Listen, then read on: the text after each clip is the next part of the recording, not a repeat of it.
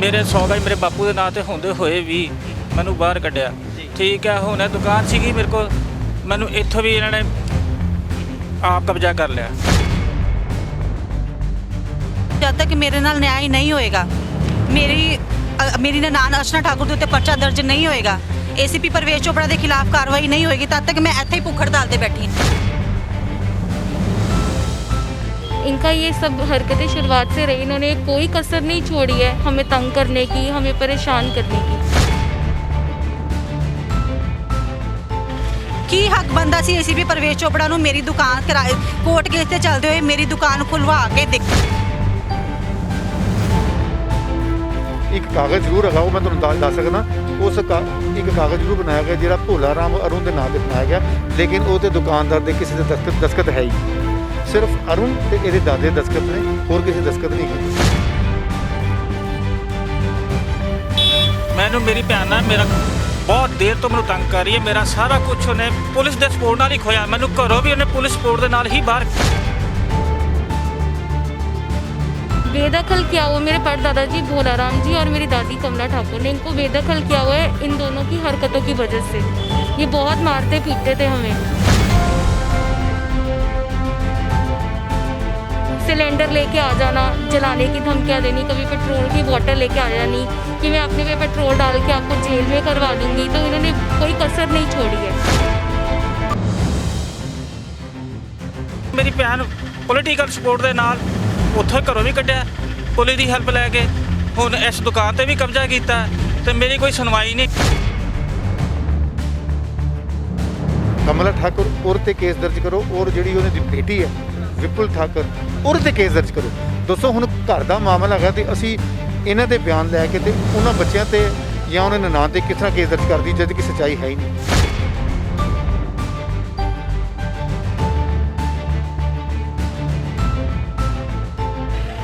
दोस्तों अक्सर ही इल्ज़ाम लगते हैं पुलिस के उत्ते धक्केशाही दे, जिस वजह करके लोगों को सड़कों पर उतरना पैंदा है, अपनी गल मनाउण वास्ते किते ना किते प्रदर्शन करने पैंदे ने, पुलिस के खिलाफ धरनियां ते बैठना पैंदा है। तो इस तरह ही एक परिवार जिहड़ा वा वो ACP दे ऑफिस के बाहर भुख हड़ताल ते बैठा है। छोटी जी बच्ची ते यह पति पत्नी जिहड़े आ धरने दे उत्ते बैठे ने। तो पिछे बैनर तुसीं देख सकदे जे, पुलिस प्रशासन सानू देवे इंसाफ, अगर ना मिलिया इंसाफ तो परिवार समेत बैठांगे भुख हड़ताल ते। तो यह परिवार जिहड़ा वा भुख हड़ताल ते बैठा है। तो कारण की है, की होया जिस वजह करके इन्हों इस दे बाहर बैठना पै रहा, भुख हड़ताल करनी पै रही है। तो गलबात करके जान लेने की होया की है तुहाडे नाल जी, दसो नाम की है तुहाडा, कित्थों दे रहण वाले? सर मेरा नाम राखी शर्मा है, wife of Arun Kumar Thakur, Batala road के रहने वाले हैं।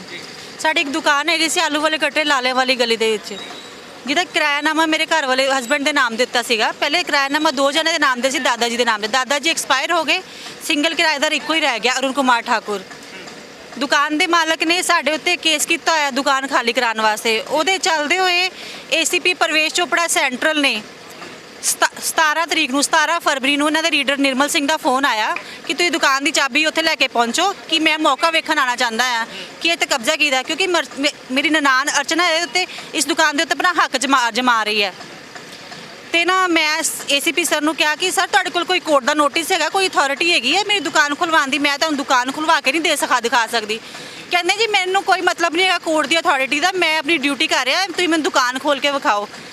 मैं दुकान खोल के, मेरे हसबैंड ने दुकान खोल के विखाई है, दोनों पार्टियां ने उन्होंने अंदर बुला लिया। मेरे हसबैंड नूं बाहर ले आके कहते जी जे तू दुकान की एक चाबी इन्हों नहीं ना देवेगा तो तेरे ते पर्चा दर्ज कर दांगा। ACP परवेश चोपड़ा सेंट्रल ने एनी गल कह के उत्थों चले गए। मेरी ननान मेरी सस ने उत्थे कब्जा कर लिया, मेरी ननान अर्चना ठाकुर ने उत्थे कब्जा कर लिया, कर लेगी ACP परवेश चोपड़ा ने आप कराया कब्जा उन्होंने कोलों। मेरा कोर्ट केस चलता पिया सीगा। उस तो बाद मैं ACP परवेश चोपड़ा कि कोर्ट दे हुक्मां दी उलंघना की गई। सर कोर्ट दे हुक्मां दी उलंघना की गई है। कोर्ट दुकान के मालक ने मेरे हसबैंड अरुण कुमार ठाकुर उत्ते केस किया होया सी, उहदे चलदे होए ACP परवेश चोपड़ा सेंट्रल ने मेरी दुकान का कब्जा मेरी ननान अर्चना ठाकुर नूं दिलवा दिता। मैं उस तो बाद सर मैनूं महीना 1.5 महीना हो गया, मैं रोज़ इत्थे दे चक्कर मार रही हूँ, मैं रोज़ इत्थे आके बैठ रही हूँ। मेरे नाल मजाक किते टीचरां कीतियां जा रही, सारा स्टाफ मैनूं मजाक करदा, मैडम अज तुसीं फिर आ गए। मैं की करा सर, ਮੈਂ ਕਿਹਾ ਮੇਰੇ ਨਾਲ ਮੈਨੂੰ ਨਿਆਂ ਨਹੀਂ ਮਿਲ ਰਿਹਾ, ਮੈਂ ਕੀ ਕਰਾਂ, ਮੈਂ ਆਪਣੇ ਹੱਕ ਲਈ ਆ ਰਹੀ ਹਾਂ, ਪਰ ਮੇਰੀ ਹਾਲੇ ਤੱਕ ਕੋਈ ਸੁਣਵਾਈ ਨਹੀਂ ਹੋਈ। ਮੈਂ ਇਸ ਤੋਂ ਪਹਿਲੇ 26 ਫਰਵਰੀ ਨੂੰ ਧਰਨੇ ਉੱਤੇ ਬੈਠੀ ਸੀਗੀ, ਜਿੱਤੇ ਇਹਨਾਂ ਨੇ ਮੈਨੂੰ ਆਸ਼ਵਾਸਨ ਦਿਲਾਇਆ ਸੀ 2-3 ਦਿਨ ਦੇ ਅੰਦਰ ਤੁਹਾਡਾ ਮੈਟਰ ਸੌਟ ਆਊਟ ਕਰਾਂਗੇ, ਲੇਕਿਨ 26 ਫਰਵਰੀ ਤੋਂ ਲੈ ਕੇ ਅੱਜ ਤੱਕ ਇਹਨਾਂ ਨੇ ਕੁਝ ਨਹੀਂ ਕੀਤਾ। ਪਰਿਵਾਰ ਦੇ ਵਿੱਚ ਕੌਣ ਸੀ ਜਿਹੜੇ ਤੁਹਾਡੇ ਹੀ ਵਿਰੋਧ ਹੋ? ਸਰ ਮੇਰਾ ਬੇਟਾ, ਮੇਰੀ ਸਿਸਟਰ ਤੇ ਮੇਰੇ ਮਦਰ ਜੀ ਉਹ ਮੇਰੇ ਵਿਰੁੱਧ ਹੈ। ਮੈਨੂੰ ਪਹਿਲੇ ਮੇਰੀ ਘਰ ਦੀ ਪ੍ਰਾਪਰਟੀ ਚੋਂ ਬਾਹਰ ਕੱਢਿਆ, ਜੀ। ਜਦ ਕਿ ਮੇਰੇ 100 ਗਜ ਮੇਰੇ ਬਾਪੂ ਦੇ ਨਾਂ ਤੇ ਹੁੰਦੇ ਹੋਏ ਵੀ ਮੈਨੂੰ ਬਾਹਰ ਕੱਢਿਆ। ਜੀ। ਠੀਕ ਹੈ, ਹੁਣ ਇਹ ਦੁਕਾਨ ਸੀਗੀ ਮੇਰੇ ਕੋਲ, ਮੈਨੂੰ ਇੱਥੋਂ ਵੀ ਇਹਨਾਂ ਨੇ ਆਪ ਕਬਜ਼ਾ ਕਰ ਲਿਆ। ਤਾਂ ਹੁਣ ਗਾਂ ਕੋਈ ਕੀ ਪ੍ਰੋਸੀਜਰ ਗਾਂ ਕਬਜ਼ਾ ਕਰਨ ਤੋਂ ਬਾਅਦ ਕੋਈ ਗੱਲਬਾਤ ਸਾਹਮਣੇ ਆਈ ਹੈ, ਕੋਈ ਤੁਹਾਨੂੰ ਕਿਹਾ ਗਿਆ ਹੋਵੇ ਬੈਠ ਜੋ ਰਮਾਨ ਦੇ ਨਾਲ ਜਾਂ ਇਸ ਤਰ੍ਹਾਂ ਦੀ ਗੱਲ? ਸਰ ਇੱਥੇ ਏਸੀਪੀ ਆਫਿਸ ਦੇ ਰੋਜ਼ ਚੱਕਰ ਲਾ ਰਹੇ ਆ, ਕਦੀ ਕਹਿੰਦੇ ਇੱਦਾਂ, ਕਦੀ ਆ ਕੇ ਕਹਿਣਗੇ। ਮੈਂ ਬੜੀ ਵਾਰੀ ਕਿਹਾ, ਮੈਂ ਸਰ ਕਾਰਵਾਈ ਜੋ ਬਣਦੀ ਹੈ ਕਰੋ, ਠੀਕ ਹੈ ਨਾ। ਕਹਿੰਦੇ ਨਹੀਂ ਜੀ ਇੱਦਾਂ ਹੋ ਹੀ ਨਹੀਂ ਸਕਦਾ, ਚਾਬੀ ਪਹਿਲੇ ਉਹਨਾਂ ਕੋਲ ਵੀ ਹੈਗੀ ਸੀਗੀ, ਤੁਹਾਡੇ ਦਾਦਾ ਜੀ ਕੋਲ ਵੀ। ਤੇ ਮੈਂ ਕਿਹਾ ਦਾਦਾ ਜੀ ਤਾਂ ਪੂਰੇ ਹੋ ਗਏ, ਠੀਕ ਹੈ ਨਾ, ਬਚਿਆ ਮੈਂ ਵਾਂ, ਬਚਿਆ ਸਿਰਫ ਮੈਂ ਵਾਂ ਕਿਰਾਏਦਾਰ। ਮਾਲਕ ਨੇ ਕੇਸ ਮੇਰੇ ਤੇ ਕੀਤਾ, ਜਾਂ ਤੇ ਮੇਰੇ ਘਰਦਿਆਂ ਤੇ ਵੀ ਕੀਤਾ ਹੁੰਦਾ ਤਾਂ ਫਿਰ ਤੇ ਮੈਂ ਜ਼ਿੰਮੇਵਾਰ ਹੁੰਦਾ, ਠੀਕ ਹੈ ਨਾ। ਮੈਂ ਹੁਣ ਅੱਜ ਵੀ ਇੱਥੇ ਬਹਿਸ ਕੇ ਆਇਆ, ਮੈਂ ਕਿਹਾ ਸਰ ਮੇਰੀ ਚੀਜ਼ ਜਿੱਦਾਂ ਹੈਗੀ ਸੀ ਨਾ ਮੈਨੂੰ ਉਦਾਂ ਹੀ ਦਿਓ। ਕਿੰਨੀ ਦੇਰ ਤੋਂ ਤੁਸੀਂ ਉਹ ਦੁਕਾਨ ਦੇ ਵਿੱਚ ਰਹਿੰਦੇ ਸੀ? ਕਿੰਨੀ ਦੇਰ ਤੁਹਾਡੀ ਦੁਕਾਨ ਕਰ? ਸਰ ਉਹ ਕਿਰਾਏ ਨੰਬਰ 27 ਸਾਲ ਪੁਰਾਣਾ ਵਾ, ਠੀਕ ਹੈ। ਮੇਰੇ ਦਾਦਾ ਜੀ ਜਾਂਦੇ ਸੀ ਤੇ ਕਦੀ ਕਦਾਈ ਮੈਂ ਜਾਂਦਾ ਸੀ, ਮੈਂ ਆਪਣੇ ਬੇਟੇ ਨੂੰ ਦਾਦਾ ਜੀ ਨੂੰ ਨਾਲ ਭੇਜਦਾ ਹੁੰਦਾ ਸੀਗਾ। ਜੀ ਕਿਸ ਤਰ੍ਹਾਂ ਦੇਖਦੇ ਦੇ ਪਿਓ ਧੀ ਤੇ ਭੈਣ ਭਰਾ ਦੀ ਜੰਗ ਹੈ, ਤਾਂ ਬੜੀ ਵੱਡੀ ਗੱਲ ਹੈ ਕਿ ਰਿਸ਼ਤਿਆਂ ਦੇ ਵਿੱਚ ਜਿਹੜੀ ਹੈ ਜੰਗ ਛੜੀ ਚੁੱਕੀ ਹੈ। ਸਰ ਮੈਨੂੰ ਮੇਰੀ ਭੈਣ ਨਾਲ ਮੇਰਾ ਬਹੁਤ ਦੇਰ ਤੋਂ ਮੈਨੂੰ ਤੰਗ ਕਰ ਰਹੀ ਹੈ, ਮੇਰਾ ਸਾਰਾ ਕੁਝ ਉਹਨੇ ਪੁਲਿਸ ਦੇ ਸਪੋਰਟ ਨਾਲ ਹੀ ਖੋਇਆ। ਮੈਨੂੰ ਘਰੋਂ ਵੀ ਉਹਨੇ ਪੁਲਿਸ ਸਪੋਰਟ ਦੇ ਨਾਲ ਹੀ ਬਾਹਰ ਕੱਢਿਆ, ਜਦ ਕਿ ਉਸ ਕੋਠੀ 'ਚੋਂ ਮੈਨੂੰ ਕੱਢ ਨਹੀਂ ਸਕਦੇ ਸੀ ਕਿ 100 ਗਜ ਮੇਰੇ ਪਾਪਾ ਦੇ ਨਾਂ ਦੀ ਹੈ ਜਗ੍ਹਾ। ਆਖਿਰ ਮੇਰੇ ਦਾਦਾ ਨੇ ਫਾਰਗ ਦੀ ਦਿੱਤੀ, ਮੇਰੇ ਬਾਪੂ ਨੂੰ ਥੋੜਾ ਦਿੱਤੀ ਹੈ, ਠੀਕ ਹੈ ਨਾ। ਮੈਨੂੰ ਉਸ ਕੋਠੀ ਤੋਂ ਨਹੀਂ ਕੱਢ ਸਕਦੇ ਸੀ, ਮਗਰ ਮੇਰੀ ਭੈਣ ਪੋਲੀਟੀਕਲ ਸਪੋਰਟ ਦੇ ਨਾਲ ਉੱਥੋਂ ਘਰੋਂ ਵੀ ਕੱਢਿਆ ਪੁਲਿਸ ਦੀ ਹੈਲਪ ਲੈ ਕੇ। ਹੁਣ ਇਸ ਦੁਕਾਨ ਤੇ ਵੀ ਕਬਜ਼ਾ ਕੀਤਾ ਤੇ ਮੇਰੀ ਕੋਈ ਸੁਣਵਾਈ ਨਹੀਂ ਗਈ। ਮੈਂ ਅੱਜ ਅੰਦਰ ਵੀ ਇਹੀ ਏਸੀਪੀ ਸਾਹਿਬ ਨੂੰ ਕਹਿ ਕੇ ਆਇਆ, ਬਹਿਸ ਹੋਈ ਹੈ ਮੇਰੀ। ਮੈਂ ਕਿਹਾ ਮੈਂ ਆਪ ਕੁਛ ਖਾ ਕੇ ਮਰ ਜਾਣਾ, ਮੈਂ ਨਹੀਂ ਪਰੇਸ਼ਾਨੀ ਨਾਲ। ਉਹਦੇ 3 ਮਹੀਨੇ ਇਹਨਾਂ ਕੋਲ ਧੱਕੇ ਖਾਂਦੇ ਹੋ ਗਿਆ। ਬਿਲਕੁਲ ਦੇਖਦੇ ਹਾਂ ਕਿ ਪੁਲਿਸ ਅਧਿਕਾਰੀ ਇਸ ਸਾਰੇ ਮਾਮਲੇ ਦੇ ਉੱਤੇ ਕੀ ਕਹਿੰਦੇ ਨੇ, ਕਿਉਂਕਿ ਪੁਲਿਸ ਅਧਿਕਾਰੀਆਂ ਦੇ ਉੱਤੇ ਖਾਸ ਇਲਜ਼ਾਮ ਨੇ ਇਸ ਪਰਿਵਾਰ ਦੇ। ਤਾਂ ਪੁਲਿਸ ਅਧਿਕਾਰੀਆਂ ਦੇ ਉੱਤੇ ਗੱਲ ਤੇ ਜ਼ਰੂਰ ਕੀਤੀ ਜਾ ਰਹੀ ਹੈ ਕਿ ਪੁਲਿਸ ਦੇ ਉੱਤੇ ਕਾਰਵਾਈ ਕੀਤੀ ਜਾਵੇ, ਜਾਂ ਫਿਰ ਜਿਹੜੇ ਜਿਨ੍ਹਾਂ ਵੱਲੋਂ ਇਹ ਕਬਜ਼ਾ ਕੀਤਾ ਗਿਆ ਉਹਨਾਂ ਤੇ ਕਾਰਵਾਈ ਕੀਤੀ ਜਾਵੇ। ਪਰ ਕਾਰਵਾਈ ਕਿਹੜੀ ਕੀਤੀ ਜਾਏਗੀ ਤੇ ਕੌਣ ਕਰੇਗਾ ਇਹ ਪੂਰੀ ਜਾਂਚ? ਤਾਂ ਏਸੀਪੀ ਪ੍ਰਵੇਸ਼ ਚੋਪੜਾ ਸਾਡੇ ਨਾਲ ਮੌਜੂਦ ਰਹੇ, ਜਿਨ੍ਹਾਂ ਦੇ ਉੱਤੇ ਇਲਜ਼ਾਮ ਨੇ ਕਿ ਇਹਨਾਂ ਵੱਲੋਂ ਧੱਕੇਸ਼ਾਹੀ ਕਰਵਾ ਕੇ ਕਬਜ਼ਾ ਕਰਵਾਇਆ ਗਿਆ। ਸਰ ਸੱਚਾਈ ਕੀ ਹੈ ਸਾਹਮਣੇ? ਪਰਿਵਾਰ ਬੈਠਾ ਤੁਹਾਡੇ ਹੀ ਆਫਿਸ ਦੇ ਬਿਲਕੁਲ ਬਾਹਰ, 3 ਜੀ ਬੈਠੇ ਨੇ ਭੁੱਖ ਹੜਤਾਲ ਦੇ ਉੱਤੇ, ਤਾਂ ਕਾਰਨ ਕੀ ਹੈ?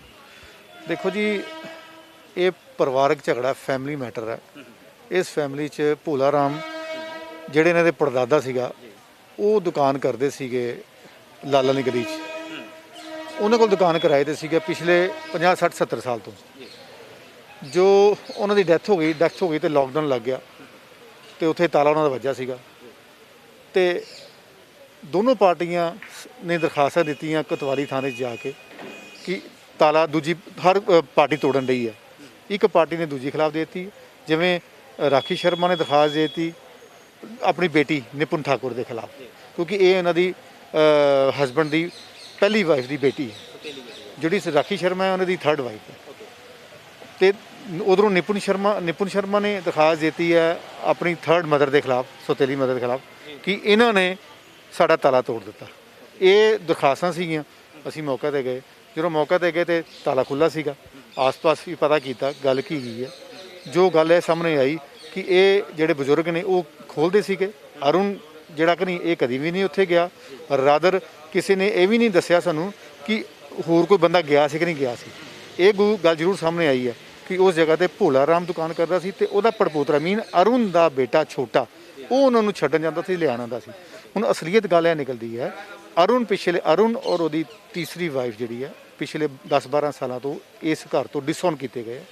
ਉਹਨਾਂ ਨੇ ਇਹਨਾਂ ਨੂੰ ਫਾਰਗ ਦਿੱਤੀ ਹੋਈ ਹੈ। ਜੋ ਹਾਲਾਤ ਸਾਹਮਣੇ ਆਏ ਕਾਗਜ਼ ਪੱਤਰੀ, ਇਹ ਹੁਣ ਚਾਹੁੰਦੇ ਹੈ ਕਿ ਕਿਸੇ ਤਰੀਕੇ ਉਹ ਦੁਕਾਨ ਦੇ ਉੱਤੇ ਕਬਜ਼ਾ ਕਰਕੇ ਜੋ ਦੁਕਾਨ ਆਪਣੇ ਨਾਲ ਵਿਨਵਰ ਕੀਤੀ ਜਾਵੇ। ਸਰ ਕਾਗਜ਼ ਦੀ ਅਹਿਮੀਅਤ ਮੰਨਦੇ ਆਪਾਂ ਕਾਗਜ਼ ਜਿਹੜੇ ਉਹਨਾਂ ਦੇ ਕਿਰਾਏਨਾਮਾ ਜਿਹੜਾ ਉਸ ਅਰੁਣ ਦੇ ਨਾਮ ਦੇ ਉੱਤੇ ਆ, ਜਿਹੜਾ ਮਾਲਮ ਖਾਨ ਵੱਲੋਂ ਨੋਟਿਸ ਭੇਜਿਆ ਗਿਆ ਖਾਲੀ ਕਰਨ ਦਾ ਦੁਕਾਨ ਨੂੰ, ਉਹ ਉਹਦੇ ਨਾਮ ਦੇ ਉੱਤੇ ਭੇਜਦਾ ਪਿਆ। ਜੇਕਰ ਉਹ ਉਹਨਾਂ ਦੇ ਨਾਮ ਤੇ ਨਹੀਂ ਸੀ ਫਿਰ ਨੋਟਿਸ ਵੀ ਉਹਨਾਂ ਦੇ ਕੋਰਟ ਦੇ ਹੁਕਮਾਂ ਤੋਂ ਅਸੀਂ ਬਾਹਰ ਥੋੜੀ ਜਾ ਸਕਦੇ। ਦੇਖੋ ਇਹ ਅਸੀਂ ਕੋਰਟ ਦੇ ਕੋਈ ਹੁਕਮ ਨਹੀਂ ਕੀਤਾ, ਕੋਈ ਕਿਸ ਨਾਮ ਦੇ ਉੱਤੇ ਦਰਖਾਸਤ ਦਿੰਦਾ, ਕਿਸ ਨਾਮ ਤੇ ਆਪਣੇ ਕਿਉਂਕਿ ਮਾਲਕ ਦੁਕਾਨ ਦਾ ਮਾਲਕ ਕਹਿ ਰਿਹਾ ਕਿ ਅਰੁਣ ਦੀ ਦੁਕਾਨ ਇਹ ਦੇਖੋ ਅਰੁਣ ਨੂੰ ਨਹੀਂ ਦਿੱਤਾ ਉਹਨਾਂ ਨੇ ਕਿਰਾਏ ਤੇ। ਇੱਕ ਕਾਗਜ਼ ਜ਼ਰੂਰ ਹੈਗਾ, ਉਹ ਮੈਂ ਤੁਹਾਨੂੰ ਦੱਸ ਸਕਦਾ। ਇੱਕ ਕਾਗਜ਼ ਜ਼ਰੂਰ ਬਣਾਇਆ ਗਿਆ ਜਿਹੜਾ ਭੋਲਾ ਰਾਮ ਅਰੁਣ ਦੇ ਨਾਂ ਤੇ ਬਣਾਇਆ ਗਿਆ, ਲੇਕਿਨ ਉਹ ਤੇ ਦੁਕਾਨਦਾਰ ਦੇ ਕਿਸੇ ਦੇ ਦਸਤਖਤ ਹੈ ਹੀ ਨਹੀਂ। ਸਿਰਫ ਅਰੁਣ ਤੇ ਇਹਦੇ ਦਾਦੇ ਦੇ ਦਸਤਖਤ ਨੇ, ਹੋਰ ਕਿਸੇ ਦੇ ਦਸਤਖਤ ਨਹੀਂ ਗਏ। ਖੈਰ ਇਹ ਕੋਰਟ ਦਾ ਮੈਟਰ ਹੈ, ਕੋਰਟ ਵੇਖੇ ਕਿ ਕਿਹੜੇ ਕਾਗਜ਼ ਸਹੀ ਹੈ ਕਿਹੜੇ ਗਲਤ ਨੇ, ਉਹ ਇਹ 'ਚ ਸਾਡੀ ਇੰਟਰਫੇਰੈਂਸ ਕੋਈ ਨਹੀਂ। ਮੇਰੇ ਹਿਸਾਬ ਨਾਲ ਇਹ ਮਾਮਲਾ ਪਰਿਵਾਰ ਦਾ, ਬਾਪ ਦਾ, ਦੋਨੋਂ ਬੱਚਿਆਂ ਦਾ, ਉਸ ਤੀਸਰੀ ਜਿਹੜੀ ਸਤੇਲੀ ਮਾਤਾ ਹੈ ਉਹਨਾਂ ਦਾ ਆਪਸ ਵਿੱਚ ਹੈਗਾ। ਇਹ ਜਗ੍ਹਾ ਕਿਰਾਏ ਤੇ ਸੀਗੀ ਪਿਛਲੇ ਕਈ ਸਾਲਾਂ ਤੋਂ, ਇਹਨਾਂ ਦਾ ਦਾਦਾ ਕਰਦਾ ਸੀ, ਹੋਰ ਇਹ 'ਚ ਨਹੀਂ ਸੀ ਕੋਈ ਕਰਦਾ। ਤਾਂ ਹੁਣ ਜਿਹੜਾ ਧਰਨਾ ਲਗਾ ਕੇ ਬੈਠੇ ਆ, ਕਿਤੇ ਨਾ ਕਿਤੇ ਲੱਗਦਾ ਨਹੀਂ ਕਿ ਛਵੀ ਖਰਾਬ ਹੁੰਦੀ ਪਈ ਆ ਪੁਲਿਸ ਦੀ। ਬਾਹਰ ਧਰਨਾ ਲਗਾ ਕੇ ਬੈਠੇ ਕਿ ਪੁਲਿਸ ਸਾਡੀ ਸੁਣਵਾਈ ਨਹੀਂ ਕਰਦੀ, ਉਲਟ ਸਾਡੇ ਨਾਲ ਪੁਲਿਸ ਹੀ ਧੱਕੇਸ਼ਾਹੀ ਕਰ ਰਹੀ ਆ। ਇਸ ਤਰ੍ਹਾਂ ਦਾ ਬੈਨਰ ਲਗਾ ਕੇ ਦੁਨੀਆ ਆਂਦੀ ਜਾਂਦੀ ਦੇਖਦੀ ਹੈ, ਪੁਲਿਸ ਦੀ ਛਵੀ ਖਰਾਬ ਹੁੰਦੀ ਹੈ। ਦੇਖੋ ਇਹਦੇ ਵਿੱਚ ਇਹ ਲੋਕ ਕਹਿੰਦੇ ਨੇ ਕਿ ਜਿਹੜੇ ਰਾਖੀ ਸ਼ਰਮਾ ਜੀ ਨੇ ਇਹ ਕਹਿੰਦੇ ਨੇ ਕਿ ਮੇਰੀ ਜਿਹੜੀ ਨਨਾਣ ਹੈ ਅਰਚਨਾ ਠਾਕੁਰ ਉਹਦੇ ਉੱਤੇ ਕੇਸ ਦਰਜ ਕਰੋ, ਔਰ ਮੇਰੀ ਸੱਸ ਜਿਹੜੀ ਹੈ ਕਮਲਾ ਠਾਕੁਰ ਉਹਦੇ ਤੇ ਕੇਸ ਦਰਜ ਕਰੋ, ਔਰ ਜਿਹੜੀ ਉਹਨਾਂ ਦੀ ਬੇਟੀ ਹੈ ਵਿਪੁਲ ਠਾਕੁਰ ਉਹਦੇ ਤੇ ਕੇਸ ਦਰਜ ਕਰੋ। ਦੱਸੋ ਹੁਣ ਘਰ ਦਾ ਮਾਮਲਾ ਹੈਗਾ ਤੇ ਅਸੀਂ ਇਹਨਾਂ ਦੇ ਬਿਆਨ ਲੈ ਕੇ ਤੇ ਉਹਨਾਂ ਬੱਚਿਆਂ ਤੇ ਜਾਂ ਉਹਨਾਂ ਦੇ ਨਾਂ ਤੇ ਕਿਸ ਤਰ੍ਹਾਂ ਕੇਸ ਦਰਜ ਕਰਦੀ ਜਦ ਕਿ ਸੱਚਾਈ ਹੈ ਹੀ ਨਹੀਂ। ਸਰ ਹੁਣ ਹੱਲ ਇਹਦਾ ਕੀ ਆ? ਦੇਖੋ ਹੱਲ ਇਹੋ ਹੀ ਹੈਗਾ, ਕੁਝ ਮੌਤਬਰ ਬੰਦੇ ਬਿਠਾ ਕੇ ਇਹਨਾਂ ਨੂੰ ਦੋਨੋਂ ਫੈਮਿਲੀ ਨੂੰ ਬਿਠਾ ਕੇ ਅਸੀਂ ਇਹਨਾਂ ਦਾ ਬੈਠ ਕੇ ਮਸਲਾ ਹੱਲ ਕਰਨ ਦੀ ਕੋਸ਼ਿਸ਼ ਕਰਾਂਗੇ। ਇਹੋ ਹੀ ਹਾਲ ਹੈ ਜੀ। ਬਿਲਕੁਲ ਇਹ ਪੁਲਿਸ ਅਧਿਕਾਰੀ ਨੇ ਤੇ ਪੁਲਿਸ ਅਧਿਕਾਰੀਆਂ ਵੱਲੋਂ ਕਿਹਾ ਜਾ ਰਿਹਾ ਕਿ ਜਲਦ ਤੋਂ ਜਲਦ ਅਸੀਂ ਬੈਠ ਕੇ ਕੋਈ ਨਾ ਕੋਈ ਮਸਲਾ ਹੱਲ ਕਰਾਂਗੇ। ਤਾਂ ਅਰੁਣ ਜਿਹੜੇ ਕਿ ਧਰਨਾ ਲਗਾ ਕੇ ਬੈਠੇ, ਉਹਨਾਂ ਦੀ ਬੇਟੀ ਦੇ ਨਾਲ ਵੀ ਗੱਲਬਾਤ ਕਰਕੇ ਦੇਖਦੇ ਹਾਂ ਉਹਨਾਂ ਦਾ ਇਸ ਪੂਰੇ ਮਾਮਲੇ ਦੇ ਉੱਤੇ ਕੀ ਵਰਸ਼ਨ ਹੈ। ਤਾਂ ਲੜਕੀ ਮੌਜੂਦ ਹੈ, ਲੜਕੀ ਦੇ ਨਾਲ ਵੀ ਗੱਲਬਾਤ ਅਸੀਂ ਕਰ ਲੈਂਦੇ ਹਾਂ ਕਿ ਲੜਕੀ ਦਾ ਕੀ ਕਹਿਣਾ ਹੈ। ਕੀ ਨਾਮ ਤੁਹਾਡਾ? पलक। ਮਤਲਬ ਕੀ ਹੋਇਆ? ਤੁਹਾਡੇ ਪਿਤਾ ਤੁਹਾਡੇ ਹੀ ਖਿਲਾਫ ਪੁਲਿਸ ਦੇ ਆਫਿਸ ਦੇ ਬਾਹਰ ਧਰਨਾ ਲਗਾ ਕੇ ਬੈਠੇ ਆ, ਭੁੱਖ ਹੜਤਾਲ ਤੇ ਬਹਿ ਗਏ। सर इनका तो ये काम शुरुआत से ही रहा है, इनका ये सब हरकतें शुरुआत से रही। इन्होंने कोई कसर नहीं छोड़ी है हमें तंग करने की, हमें परेशान करने की। वो बोल रहे हैं कि तंग मुझे कर रहे हैं। अगर वो तंग आपको करते होते वो भूख हड़ताल पे ना बैठते, वो अंदर होते और आप भूख हड़ताल पे होते। सर ये 2012 से बाहर रह रहे हैं घर से, ठीक है, उसके बावजूद भी इन्होंने कोई कसर नहीं छोड़ी हमें तंग करने की।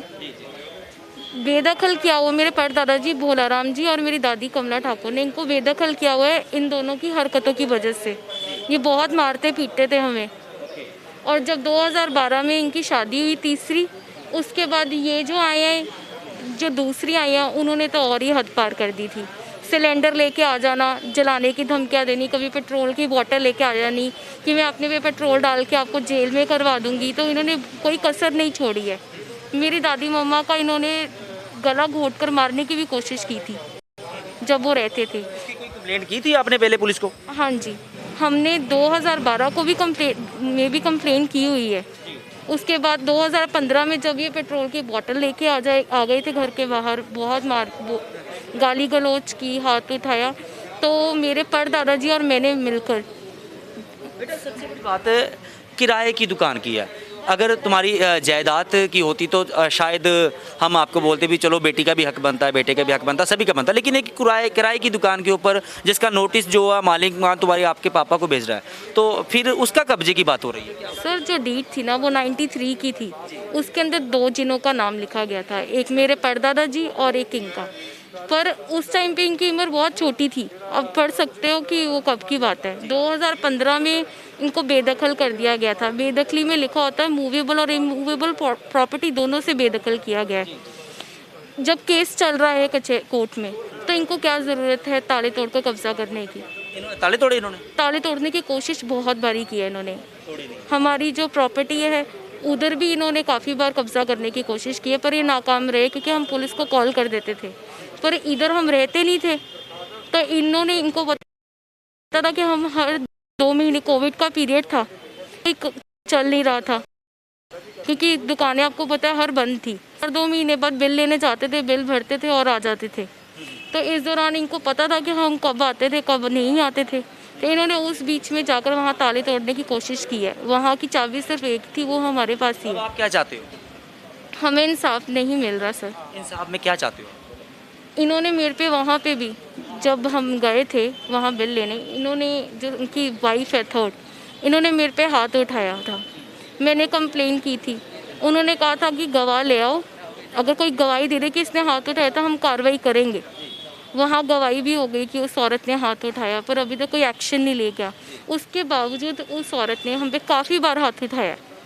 और जो मेरे फादर है वो भी बार बार गेट हम अंदर से लॉक कर लेते थे, जब भी आते थे हम पे हाथ उठाने या तंग करने। मैं मान गया हूँ, आप पहले ही बोल रहे कि मेरे साथ मारपीट हमारे साथ की जाती थी, लेकिन इंसाफ में आप अब क्या मांगते हो, क्या मांगना चाहते हो? हम कमिश्नर को, डीजीपी को, डीसीपी को, सभी को कंप्लेंट देते थे, जब तक कंप्लेंट नीचे तक आती थी।